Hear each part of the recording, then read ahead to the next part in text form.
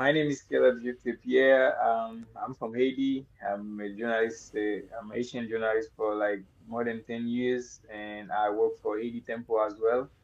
So I've been following the national team on my country since I started the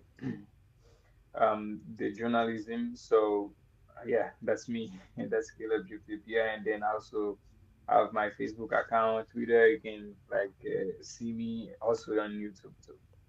Cool. All right. So we're gonna kick off here. Let's.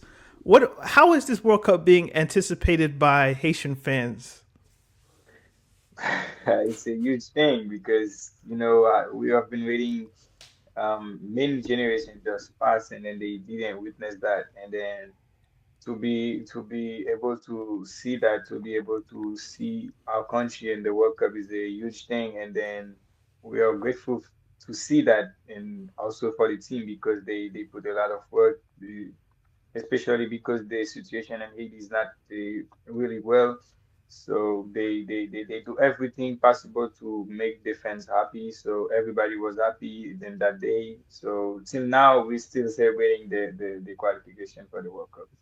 Yeah. So I tend to find doing these things that like fans are really happy and they're overjoyed and everybody's happy. But then when you ask journalists, people who cover the team, there seems to be a little bit more pessimism and like let's pump the brakes a bit. So how is this World Cup being covered perhaps by Haitian media and maybe Yeah. diaspora media as well? I mean, it's gonna be a tough thing because that's the first time like 80 is playing in the World Cup for us, like this generation, like for the past 20 or 30 years, and then we didn't witness that, so it's very difficult as well because there's a lot of journalists that want to go there to the US for the World Cup, but they can't because they have so many situations that they don't give visa to people especially Asian people to get there. But it's a huge thing. Even though the journalists try to be professional, but there's something you can't like you can't you have to celebrate sometimes, and then you can just stay be quiet, and then seeing people like being enjoyed the qualification for us also it was a big thing because I remember back then in 2016 and 2018 where we were able to play in Haiti.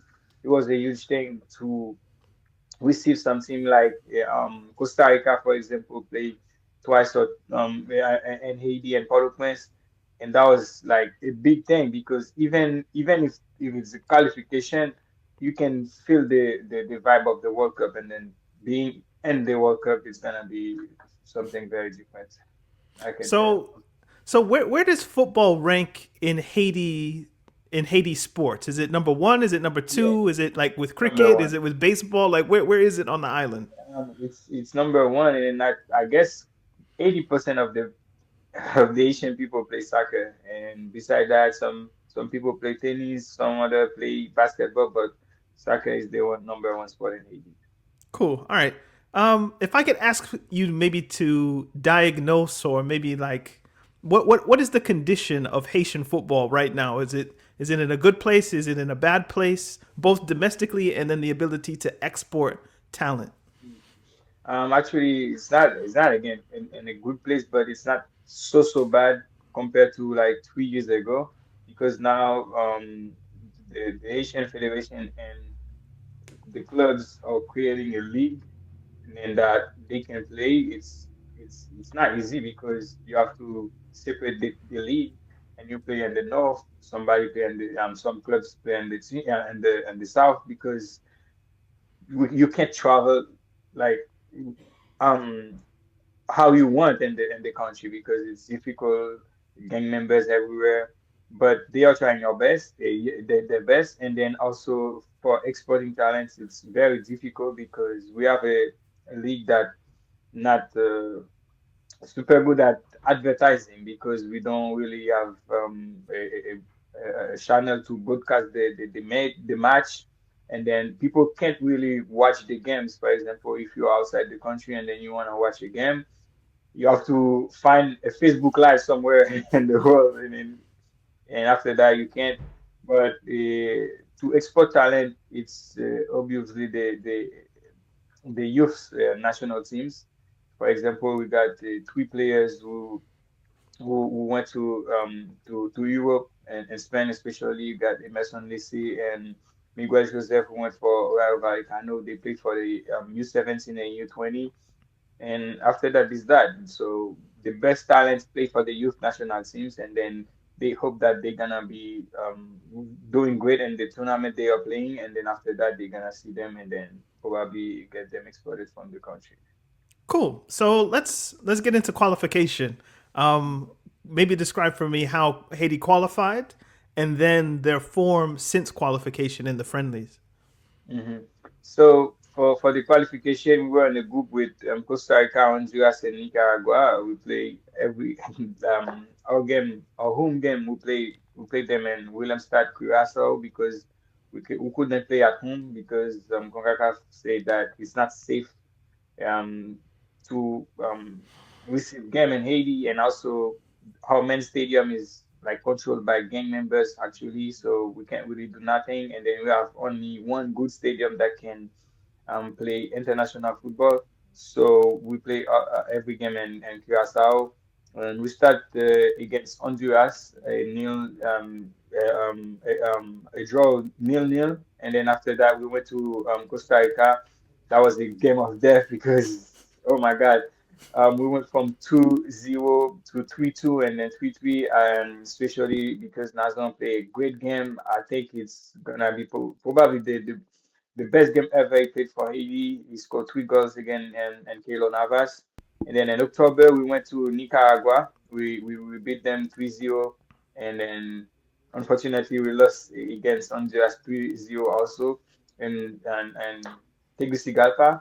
And after that, in November, that was the time we were waiting for. Like we said that, okay, there might be a chance to qualify, but we have to doing good in that month. And then we went to beat Costa Rica 1-0, and then we beat Nicaragua 2-0, especially because Didson played very well. He scored a great goal. And then we went to qualify against the big team that has the like Honduras and Costa Rica, who played so many World Cup before us, but we did it and everybody was happy for that. Um, and how's the form been in friendly matches since Oh, yeah. qualification? For since qualification, we've been playing two games. And Toronto last 2 weeks we played against Tunisia. We lost 1-0, but beside the result of the game, it's like how we play, the change we are making, and especially because there is Wilson Isidore who came from Sunderland to play for us. That's a big thing. Also because we were waiting for him to come to rejoin the team, and then now we can see the progression together. And then also we play against Iceland, and he scored the goal. We take the draw 1-1 in Toronto, and then hopefully in June we're gonna play two games in Florida. That's gonna be huge too, and then we can wrap it up the preparation for the World Cup. So who's the manager? I know he's one that was bouncing around in Africa for a while, but if you could tell us Yeah. who's the manager and what's the style of play? Yeah, the manager is Sebastien Minier. He coached a lot of teams in Africa. He was the assistant coach of the Cameroon team in 2022, and they beat Brazil and the World Cup. So he's a guy who come to Haiti in 2024, and then we went there to play the Nations League together. We played the World Cup 2025, and then he also lead us to the qualification of the World Cup. For his style, he's a guy who's like wants to dominate the game, but also when you are Haiti and then you're playing teams like Curacao, Jamaica, or even Costa Rica and Honduras, you have to be patient. You have to be careful also because they have some great players. So it's between I'm gonna get the ball, and also I have to be careful. I have to watch my back because I can even concede some goals. So it's either one of them. But for now, there is a lot of things that got going on, and the team that somebody wants him, someone not. But after that, he qualify us to the World Cup. So I guess he's staying hosting the World Cup, and then we will see after that if he's gonna continue with the team or not. Cool. So you mentioned Wilson Isidore. I would say he's Mhm. probably the standout name that Haiti have gotten. What was the feeling when he said that he would play for the Haitian national team, and what can be expected from him in this particular World Cup? That was a good news for everybody, even us as media and the players and the team, also the fans, because we know that Wilson is a great striker. He played very well in the championship last year with the Sunderland, and this year he started very well also because he scored a lot of goals for Sunderland. And we've been watching them since 2018, I guess, because he was like very young. I remember that I went to France and then for a tournament with the U20 girls team, and then we see him, and then when we saw him, we say, "You are Asian. We are waiting for you." But back then he was like 18 or 19 years old, and I was like, "Okay, I'm gonna see. We're gonna see what's gonna happen." And then after that, when he like playing in the championship last year, and then he got the promotion with Sunderland, without asking, he just take the Haitian flag and then celebrating the title with his team, and then we say, oh, now there might be a chance to him for us to come to the national team. And then it was a big challenge also for the committee of the federation, because to bring a player like that, you have to arrange a certain thing and form, because you have to, for example, um, tell him about the project, tell him what he gonna got, and then what you are expecting from him, and then I guess everybody is happy, and then he scored for his first two matches, so everybody is happy for him and the team now. Are there any more diaspora players out there that could maybe be targeted before selection, or is he the main one and there's no others? Yeah, there's a lot of there's Emil Conrad Sensei, then Michael Conrad Sensei who played for Rosenberg and Norway, and we got also Gobi Jean-Baptiste who played for Sporting Braga in Portugal, and then we got also Olson Edouard who played for Excellence in France. He's one of the top scorer of the league in France now. So it's difficult for them, because they are very young, and then they are expecting something else like to play for Norway or either France. But the federation gonna do everything possible to bring them for the team, hopefully in June, and why not after the World Cup if possible. But the squad is going to be mainly comprised of people born in Haiti. Not really. There's Okay. a lot of in between. For example, I guess the majority of the players are born outside of the country. They are from immigrants. Like, for example, Placide has been with them playing for us for over 15 years, but he was born in France. We got also Anes Delcroix, who was born in Haiti, but he grew up in Belgium. But Belgrade, Casimir, Nazon, who's the current top scorer of the team, one of the best striker we ever had.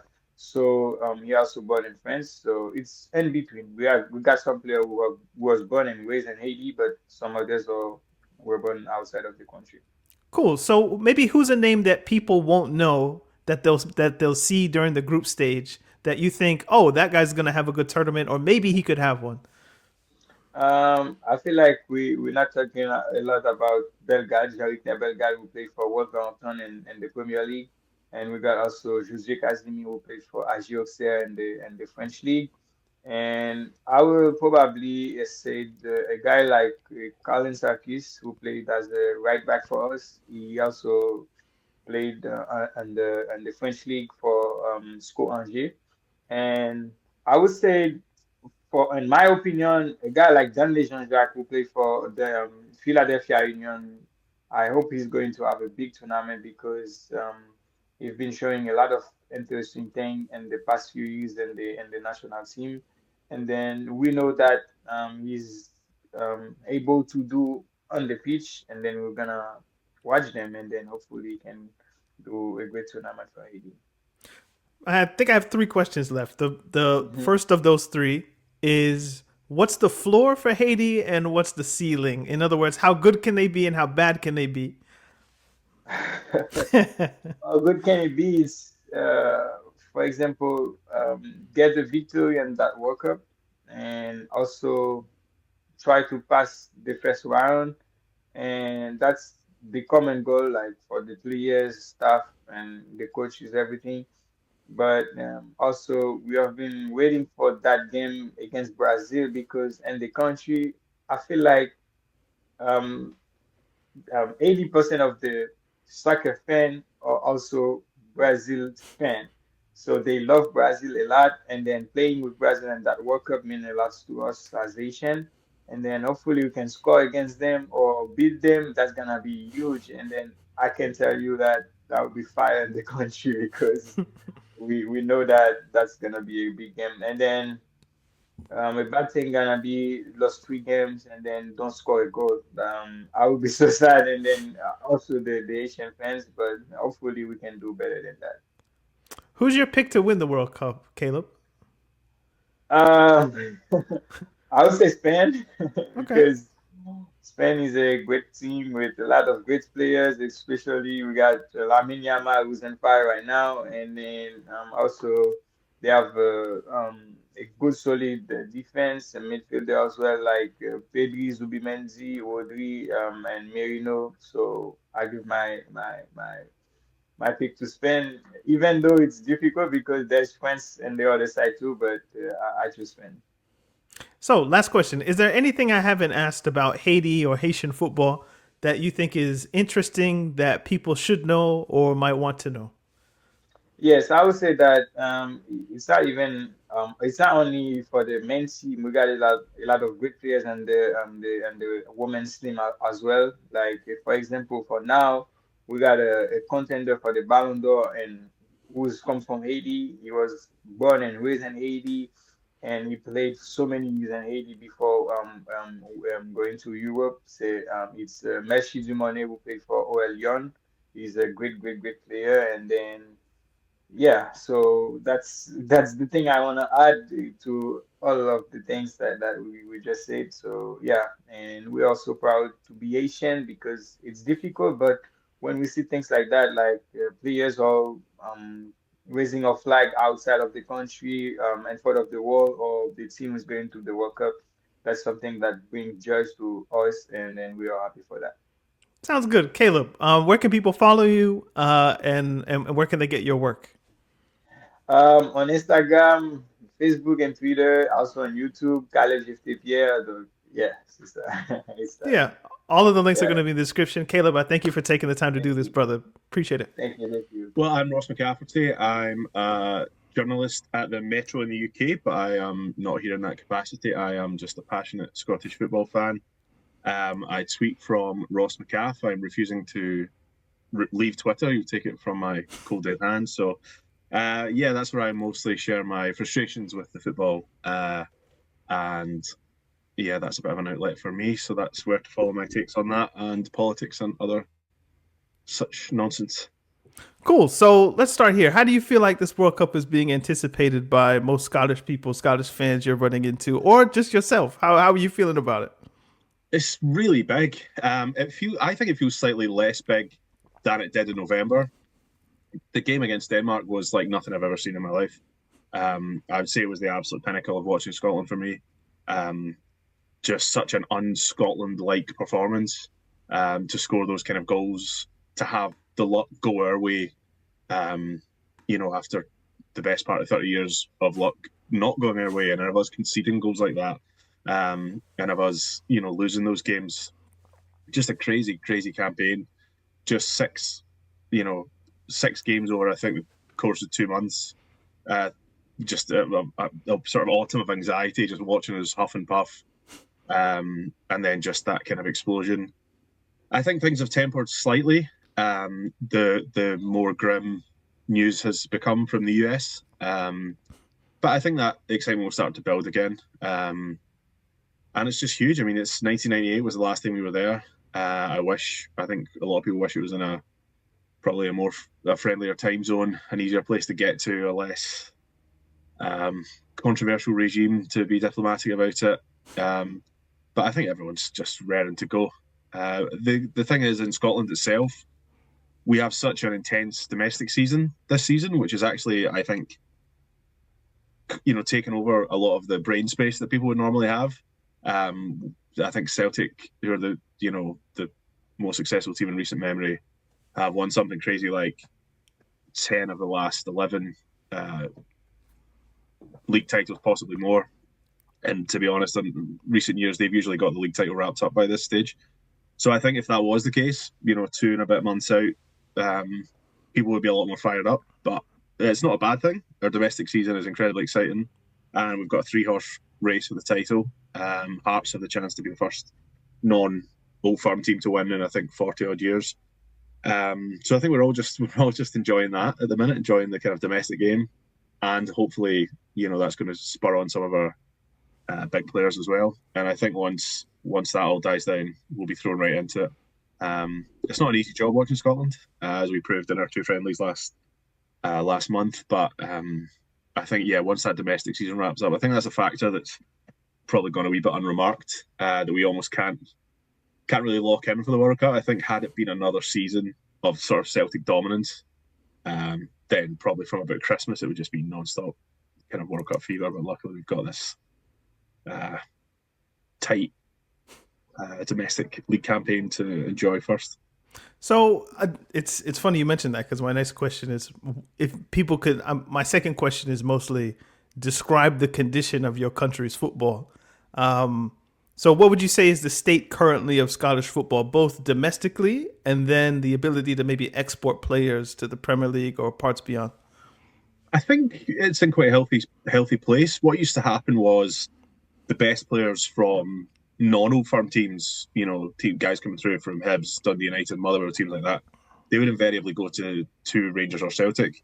And that's happening a little bit less, I think, because Celtic and Rangers feel like they pay a premium, probably in the same way that, if Liverpool buy a player from Bournemouth, would probably cost more than if Barcelona bought that same player from Bournemouth.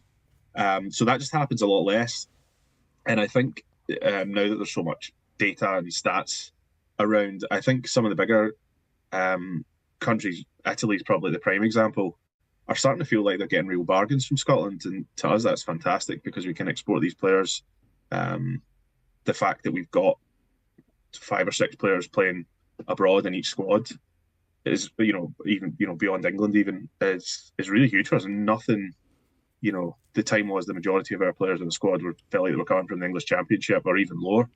And I think it's been good that we've been able to export. There'll be, I'm sure, reams has been written and will be written about that Italian connection, but it's really healthy for us, with McTominay and Gilmour in Napoli, Kieran Bowie, who's one of the standout young players. Again, I think he could have found himself in that vortex, Kieran Bowie, of going to either Celtic and Rangers or not really playing, finding himself in the English Championship, really struggling to cut through, or being signed by a struggling Premier League team, bottom half Premier League team, and again struggling to cut through. He's in a relegation fight in Italy with Hellas Verona.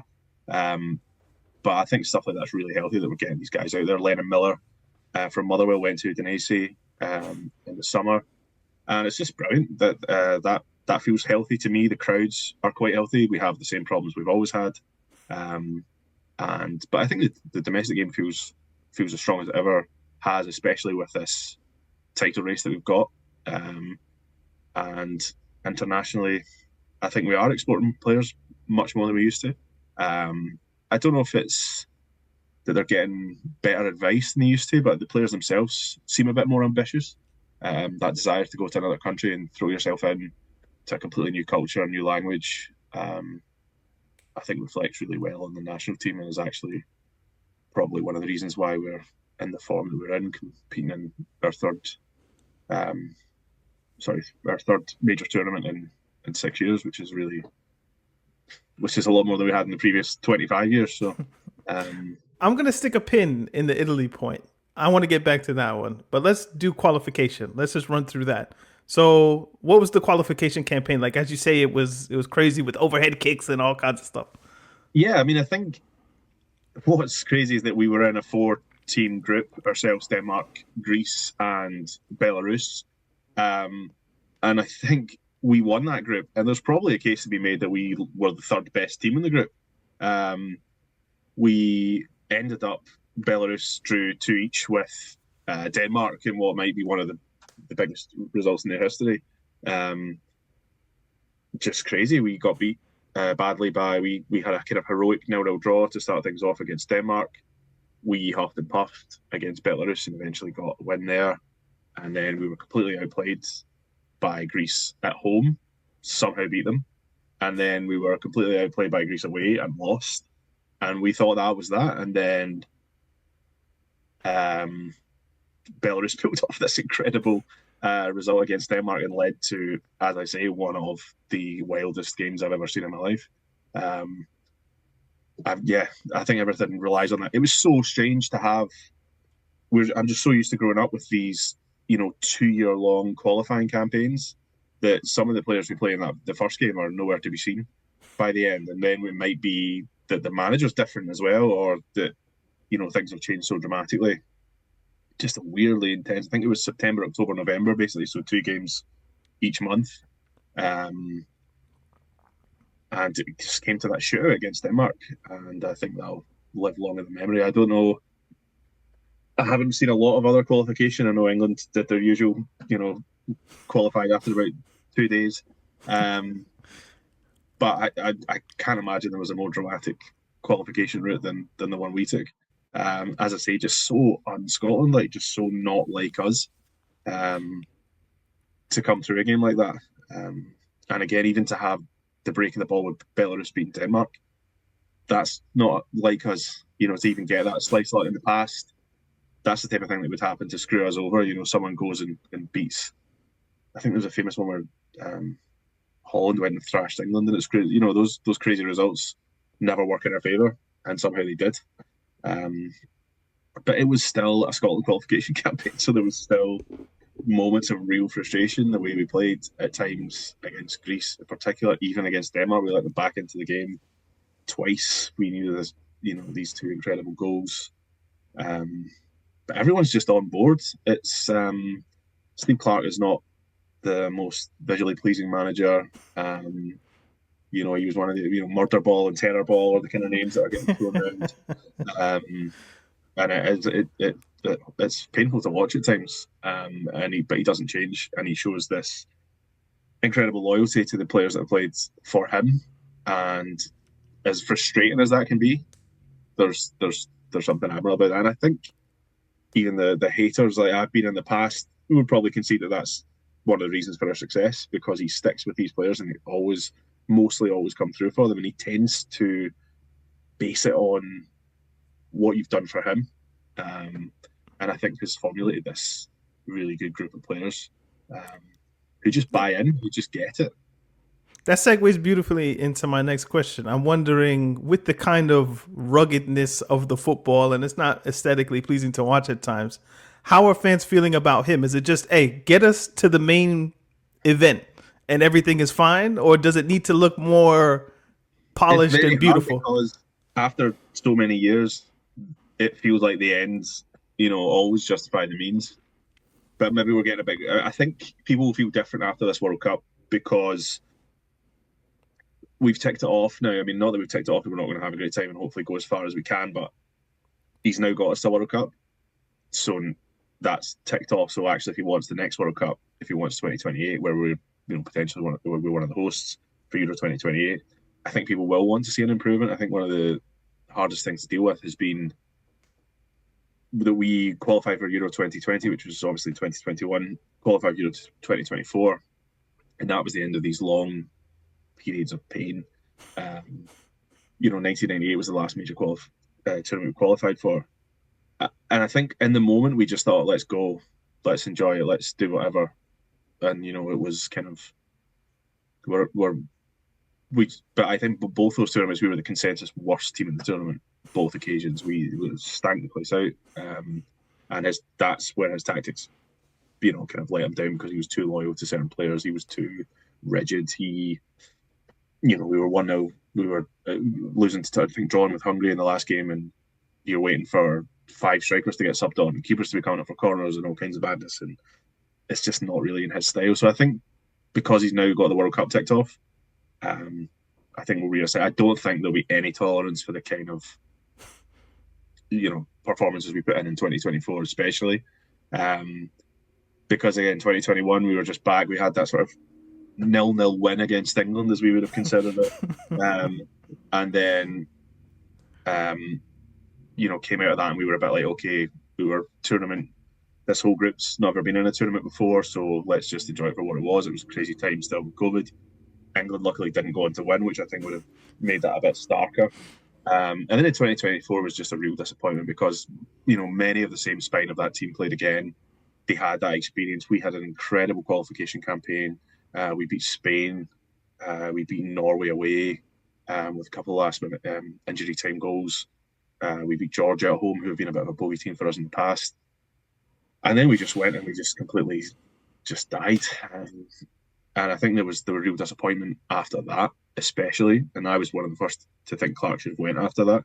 I was out in Germany, and there's something quite sort of ironic about we're just, these beloved fans, and we always kind of turn up for the party, and it's always great vibes. But then as soon as the whistle goes, we just are just nowhere to be seen. It was quite funny being in Cologne when we'd drawn our second game against Switzerland, and we got on so well with the local people, and they were doing all this kind of maths on their hands of like, well, we want you to come back. So actually, if you win this game, and then you'll be here for the knockout game, and then actually over the quarter, and we were just like, we'll come back another time. Don't be worrying about us in the knockout stages. But hopefully, the expanded tournament is good for us. Another chance to get through. We've never got through to the second round of a World Cup or I think any major tournament. So that's the real, monkey we need to get off our back, and that's been really stark for Clark. I think he knows that he has to. It's not enough to turn up for the party anymore because we've qualified for 2 major tournaments, and we just don't want to sting the place out again, especially because there are some real minnows in this tournament, and we're in a group where we can hopefully potentially put a couple of goals past Haiti, get a draw past Morocco, and then you're, as far as I would understand, you're pretty much in the second round by then. So I think we just want a bit more ambition from him. He's not going to change his squad. The same players that we roll our eyes when we see them in the starting lineup are going to be there. There's not going to be. I think he's just very rigid in his team selection. He doesn't. We had 2 friendlies in March, as I said, perfect chance to experiment. He's got the same guys mostly, so that's just something that I think we've accepted now. I see it, as I say, we've had this incredible domestic campaign in Scotland, and fans will get excited about one player or another. He's the form player in the league, or the striker Barney Stewart who's at Falkirk. He's only 21. He's or the winger who's got the most assists, and it is just a waste of conversation talking about that because that's not Steve Clark. He doesn't take these form players. He doesn't get excited by kind of the new player coming through and throw them in, or even say, I'll bring you for the experience of being in the squad. He will pick the same players that he's picked since he started. So yeah, there'll be a lot of. We're just used to it now, but we want the results to come as well. Let's get back to the Italy point. So it seems to me, from the outside looking in, even though my mom's part Scottish, but it is what it is. The Scottish national team is split in 3. So you have the players playing in Scotland, the players playing in England, and then there's that cohort in Italy. So the first part of this question is, what's up with Scottish players going to Italy? What sense have you made of that? And secondly, Scott McTominay, how, why, what, where, who, all the questions like, how good can he be? And did you ever see this on the cards for him when he was maybe struggling at United? So I'll fold those 2 together. I think to start with McTominay, he's a really useful example for us because Scotland have always called upon these guys who are, who qualify through parents or who qualify through grandmothers, but they've lived most of their life in England. And McTominay is one of those in that sense. but he's very different from the players we've had in the past. He's someone who, there's always talk about, there's pictures of him in a Scotland kit when he was a kid. He genuinely gives the impression, which I think is what makes him so special to the fans, even before he really, really kicked on, is that he gives the impression that he would have always chosen Scotland, and that's not true for a lot of the players that we've had in the past. These are guys that some of them are just like, I was getting lonely international break, all my mates were gone and I was there. Harvey Barnes turned us down this year. But McTominay has always been, and he has the broadest Manchester accent you've ever heard. But right from the start, he's always, I think Alex McLeish, who's much maligned, that is going to prove to be his line. I think Alex McLeish is one of the lowest win rates of any manager, but that was his legacy. He took the time to go down when I think McTominay was still in the under-21s of Man U, and made that kind of investment early. And we always liked him in Man U. We always thought it felt like the best players in the world, even though I don't think McTominay was there yet. Could struggle in that Man U. I mean, it was that era where Man U just seemed cursed. They were just this vortex. They were just, they had a sort of permanent rain cloud. And we were kind of glad when he got the move. And now I just think, I don't know what it is, as you say, the first part of that question. I think the pace might be slightly slower than the Premier League and the SPL, because they're quite breakneck. And everyone just seems to love it. Because even Che Adams is there now at Torino. Kieran Bowie, Josh Doig is there. I don't know what it is, and I think it is part of that. These Italian clubs, they just see a bargain, and they're willing to take a risk. I mean, I think I'd be surprised if they paid more than 25 million for McTominay, which sounds like a lot of money, but when you think about the return, it's huge. Or even a guy, I don't know what it was, Lennon Miller, as I say, went to Udinese, and I think they maybe paid maybe 6 or 7 million, undisclosed as they always are, but that's a fine risk to take on a player like that. He's only 19, so he could be another McTominay. I hope McTominay stays at Napoli. I think they're probably going to lose the league this season, but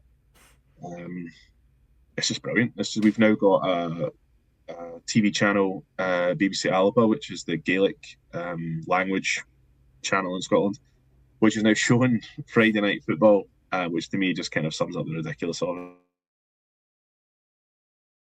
it. On an Italian football match. I think that just sums up how crazy the whole Scotland-Italy connection is, but we are certainly not complaining. Yeah. No, I laughed when you mentioned Harvey Barnes because I did have a question about this. So in the last international break, there was rumors that Barnes, because he was a one-capper for England, might be thinking about Scotland. But then they did the thing that they always do, which is we're going to call him up to the international for this international friendly, give him a taste of 20 minutes against Uruguay, and just dead that whole thing. So is that me being cynical, or am I maybe reading into what they also do with Caribbean African players, that they also do the same thing with Scottish players? Or I don't think there was ever any. I think we'd come out and said that he'd officially turned us down. He didn't say anything publicly, but I think there's a lot of, we're being very cynical and bitter because to us, it's good that that's the end of that conversation.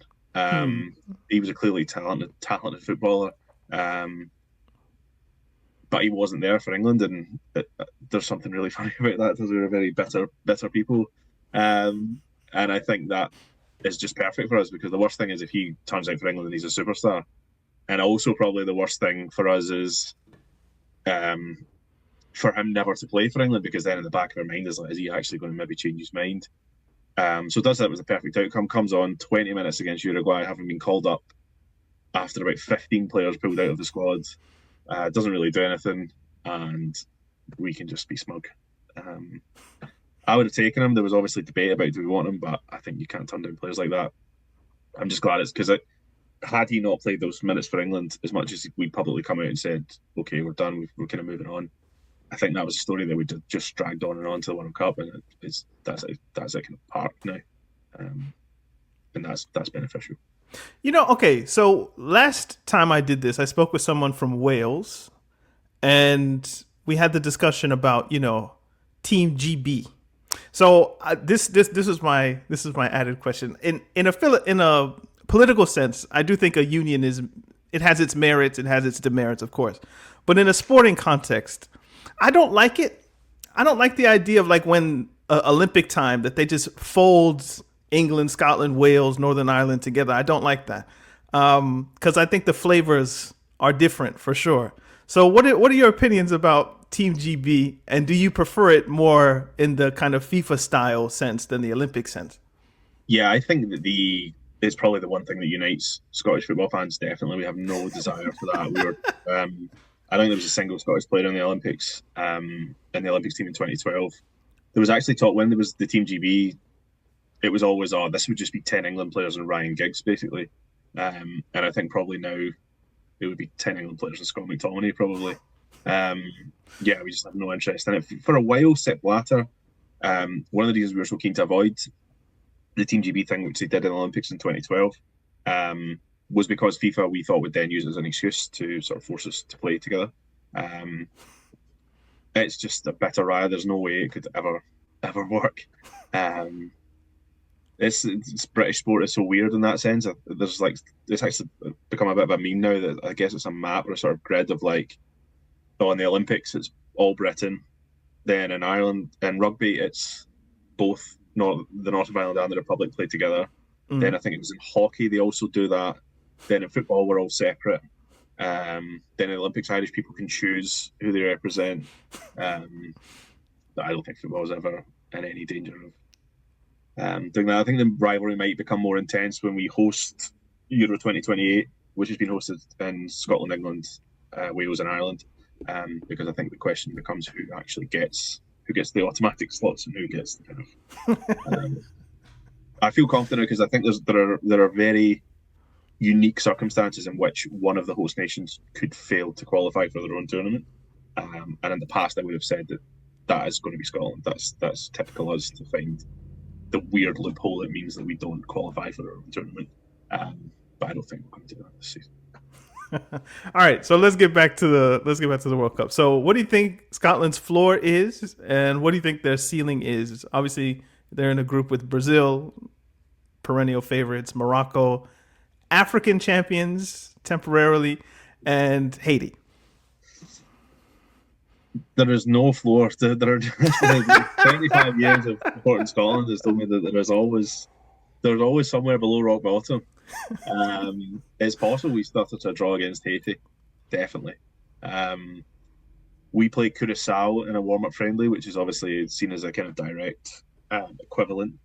I think everyone's plan is that we go out and we put a couple of goals past Haiti, but that's actually not something that we really do.